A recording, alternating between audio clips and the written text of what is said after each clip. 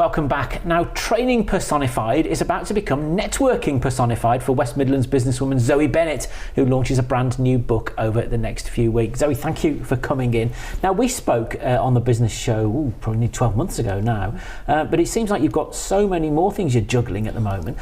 Let's start with the book. Tell us a bit about it. Networking personified. Yeah, so this is the book, and networking personified for me felt like the natural progression because I'm always networking. I'm always engaging with people, and people always ask me, how do you do it? So I thought, well, hey, put it in a book. Because your company's Training Personified, isn't it? Yes, Tell us a bit about that. So Training Personified is a personal development training company. So we specialise in customer service, delivery, leadership, interpersonal skills and team building. So I'll go into corporate organisations and then I will upskill them on whichever one of those topics, as well as I do one-to-one mentoring. So it varies. So it is all about personal development. So people is at the core of everything that I do. And how much of your work has been received as a result of networking?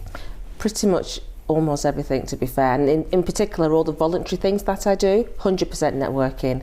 So without it, I wouldn't be able to A, get the things I needed to get done to help other people. So, and then B, be able to refer other people for them to then generate income from referrals. So it's just natural progression. And you're based just outside Walsall yourself, aren't you? But I guess you cover, what, the whole of the Midlands or further afield? Pretty much. Well, Training Personified is a national company, so we can train anywhere in the UK. For what I do right now, who I'm helping, I do help predominantly in the Midlands area. So I focus on that for right now. So the connections that I have in the Midlands in particular are very strong because of the concentration. And then tell me a bit about how that business goes from actually producing a book. When did you first think, do you know what, I'm going to write a book? People want something from me to take away so they can glean their skills. So I do a lot of speaking confidently, and within this book I show people how to network confidently, and within an element of that to speak and have the openings, introduce themselves without feeling that they're stumbling or they feel shy to interrupt two people or three people or a group. So all that is in here, and it's very interactive, so it makes it feel less pressured and more natural. Do you think it's actually, networking's a bit of a lost art? Because I know, we've spoken before on our other shows here that youngsters coming out of schools these days, they might have lots of qualifications, but practical things like knowing how to just chat about the weather with people, we take it for granted, but some people, that's really hard. People say that the fear of speaking is far greater than the fear of death itself. So it really then is important to hone those skills, and they take it for granted because, like you said, they focus on just the practical elements, but the actual interpersonal element is what breaks down business before you even do business with somebody. People have to get to know, like and trust you first of all before they engage with you, and that's what it's all about really, in understanding that. Have you always been confident? Always been confident, because I had a great mentor, and that's where the networking came about. I did not know what networking was. I was doing it as a result of my father, who was an amazing people person.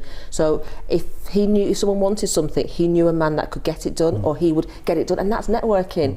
You know, if somebody was on their own, he'd bring them in and introduce them to other people. That's networking. It just so happens to be you can put business beforehand to take it to the next level for a business orientation, but networking has still got the same roots to it, and it's people a centre of all of that.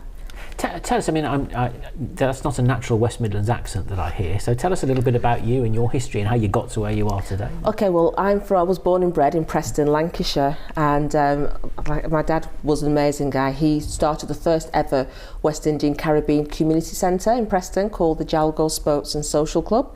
So in the days, there was a lot of breakdown and racism, so he would then engage with the police force and then get the gentlemen at the club to play dominoes against them and cricket. So it actually became a fantastic environment, and all the lines of communication was so beautiful between the police and the ethnic minorities down in Preston. So that was networking again, so that's where I came from. So going forward, when I moved down here, I wanted to carry on what my dad started, and I wanted to make sure I'm helping people no matter where I am.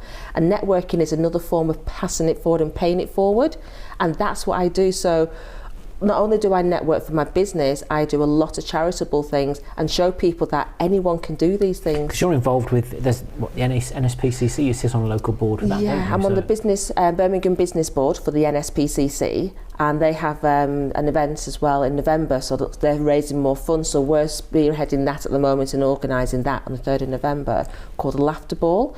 So it helps young children from different backgrounds, and people think that the NSPCC is about just underprivileged children or being neglected. It's not just that. Recent attacks that have been happening in London, the Muslim community have been targeted through that, and the children in particular in the playground have been targeted, so they're calling Childline, NSPCC line, to say this is what's happening to me, I feel alone. So it's bigger than what initially NSPCC stands for. And I guess you're the one that gets given the job of doing all the Master of Ceremonies work and all the public speaking to do with all the events, are you? So I organise pretty much all the events, such as the Midlands Business and Community Charity Awards from start to finish. I micromanage all of that. And it's just amazing. We have amazing people on supporting and donating the time. We've got ITV presenter Leah Charles King co-hosting with Brad Burton, who's the UK's #1 motivational speaker and owner of 4Networking, so networking again. And we've got people like Paul Lander from Zekro Web Solutions donating the website for free, Lizzie Haynes doing the graphic design for free. So this is networking. It's networking, and it's corporate social responsibility as well, isn't it? And yes. It's sort of paying, like you say, paying it forward is the thing. But you also, that's one of many committees. We won't have time to talk about them all. I've seen the list. But also this event I was quite interested in to try and sort of persuade men who've maybe got sort of things that are stewing in their minds to get them to share. To tell us. So that's the Removing the Shame and Guilt conference, and that's going to be happening in Birmingham on the 11th of November. And it's from it was initially started for the women's conference, which was women who'd come from physical violence or continue to go through it. And then men were saying to me, well, we go through that too. So I created the men's conference, but it's gone beyond that. They have issues such as prostate cancer that they feel is a taboo subject. They can't talk about it openly, and alcoholism, homelessness. So they will be actually expanding what they feel that they need help with. So it's going to be an open discussion, a panelist discussion. We had with the women's one the assistant leader of Birmingham City Council and various professionals as well, but this one is going to be a male only. Is this the first one you've done as a male? The first only for the male, yeah. So they'll also have workshops so they can work through some of these issues and sit down and discuss it. So not just a case of saying and just spitting it out and saying, this is the issues I've got. The whole point of the conference is to start getting them help and signposting them. So charities will be there also. So on the day that they can then engage with them, and after the conference is finished they carry on working with them for support. It's interesting though, isn't it, because the one common thread through all of these things that you're talking about is the need to actually get out, speak to people, get your message across, share what's on your mind and engage with people, whether you're a business person that's looking for a contract or somebody that's got health issues that they need to share and seek support. It's the same principle, isn't it? Yeah, so networking is at the heart of everything, and that's exactly what's in the book. And it's about saying as well, it's not about what you can get out of networking, it's about what you can put into it. The more you can put into it without thinking what you're going to get out of it, the more you will get out of it. How much time do you think people should spend networking? I mean, I know it depends what sort of business you are, I know that, doesn't it? But depends when you say networking is just everywhere. Just if you just adopt the mindset that even when you're in the supermarket and you're talking to the person on the cash and carry and you're asking them about their day, and then maybe they might say, oh, I need a plumber or something, that's still networking. But if you want to break it down and say to go out and physically be in a room with other networkers, it's the case of what suits you, what fits around you. What you've got to see it as part of your business plan, and you have to see it as part of your marketing budget. So you have to apply it accordingly. So if you break it down like that, then you now know how much time you should be spending on your marketing budget within there. Because then I suppose as well the company's got to be prepared to try and sort of evaluate that as well, to say, right, I've spent X amount of time or money on the networking side of it, on brand awareness. How do I know what it's brought me in? So then what happens is many people equate that to monetary value. So it's not necessarily the monetary value you get from networking, it could be the connection that later down the line someone says, well, I can get someone to help you do this and it would save you money. Even though no physical money's gone exchanged, the savings has actually added to the profitability of your organisation. But some people don't think of that at all. They don't realise that connections are king. Yeah. You know, It's speculate to accumulate, isn't Yeah. it? And sometimes you might not accumulate for quite some time.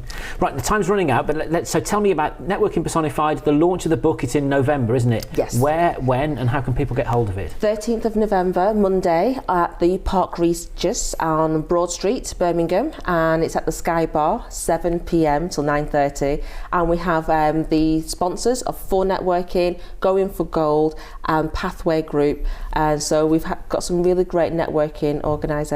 And then presumably the book will be on sale online and everyone can get hold of it. There's going to be a pre-order a week before, and then it'll be on sale from the 13th of November. Good luck with it. Thanks for coming in, and good luck with juggling all the various jobs you've got.